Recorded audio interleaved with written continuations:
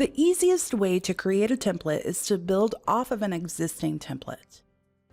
To accomplish this, I will open a template and change the document name. We will start by locating the agency letterhead we created in our last session.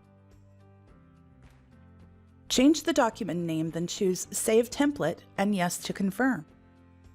I will be prompted to create new template and will click Create New. Otherwise, my existing template will be simply renamed to the new document name.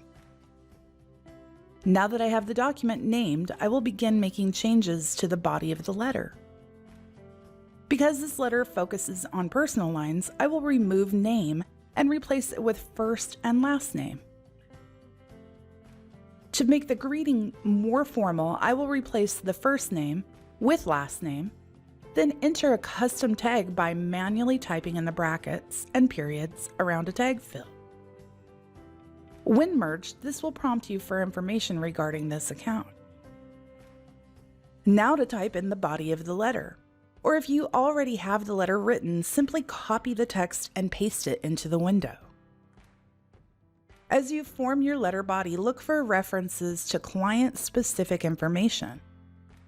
For instance, you can see in the body of my letter I have referenced the policy in several places. I will highlight the area of the letter and replace the text with a merge field. Much of the formatting options available in other word processors are available here. For instance, if I wish to make a bulleted list, I can space my lines and format them appropriately, highlight the area, then click the bullet list icon. Perhaps I wish the CSR on account to be contacted.